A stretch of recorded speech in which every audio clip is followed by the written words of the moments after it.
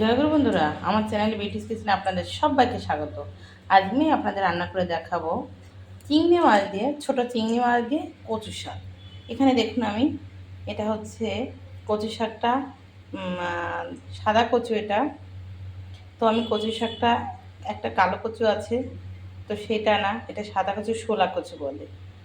শোলা কচুটাকে আমি কেটে ধুয়ে বেছে রেখে দিয়েছি। আর এখানে চিংড়ি মাছ কেটেছি, দেখুন ছোট ছোট চিংড়ি, একদম জ্যান্ত টাটকা চিংড়ি নিয়ে আসছে আপনাদের দাদা, দেখেছেন পুরো টাটকা, আমার হাতও লাল হয়ে গেছে। তো আমি চিংড়ি মাছগুলো ভাজবো, আমি কচু শাকটা এবার বসিয়ে দেবো। জিরে তেজপাতা আমি দিয়ে দিয়েছি, এবার কচু শাক দিয়ে দেবো। তো এখানে কচু শাকটা দিয়ে দিয়েছি, দেখুন, দিয়ে নেড়ে চেড়ে আমি লবণ হলুদ দিয়ে দেবো। আমি লবণ দিয়ে দেবো, আমি পরিমাণ মতো হলুদ দিয়ে দেবো।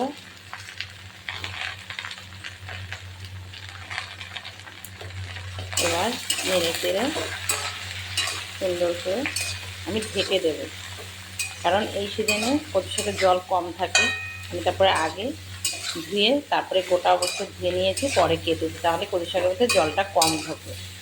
এবার আমি ঢেকে দেবো।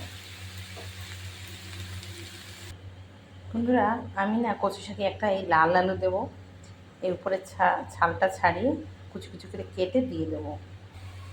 এখানে দেখুন আমি লাল আলুটাকে কেটে নিয়েছি, আর একটা কাঁচকলা দিয়েছি, দেখুন এই যে ডুমো ডুমো করে কেটেছি একটা কাঁচকলা, আমি এটা দিয়ে দেবো কচু শাকের ভিতরে।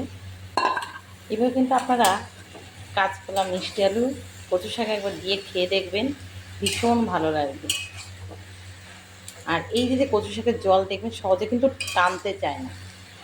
এই যে মিষ্টি আলুটা যেটা আছে, এই মিষ্টি আলুটা যদি দেওয়া হয় তাহলে জলটা খুব তাড়াতাড়ি টেনে যায়। কলা, মিষ্টি আলু যদি দেওয়া হয় কচু শাকের ভিতরে, ভীষণই ভালো লাগে।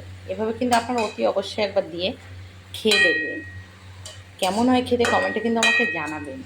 আমি আবার একটু ঢেকে দেবো। এই দেখুন বন্ধুরা, জল বেরিয়ে গেছে, সেদ্ধ হয়ে গেছে। আমি কিন্তু গ্যাসের জাল একদম বাড়িয়ে দিয়েছি। এবার নেড়ে চেড়ে জলটাকে একদম টানিয়ে ফেলতে হবে, টেনে যাবে জল। আমি এবার লঙ্কা ফেলে দেবো, কাঁচা লঙ্কা ফেলে রেখেছি, কাঁচা লঙ্কা এবার দিয়ে দেবো আমি কচু শাকে।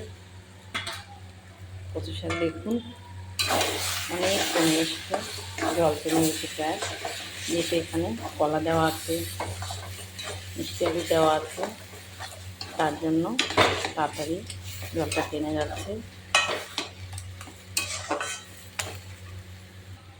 এখানে আমার চিংড়ি মাছও ভাজা হয়ে গেছে, চিংড়ি মাছগুলো দিয়ে দেবো। এই দেখুন চিংড়ি মাছগুলো দিয়ে দেবো।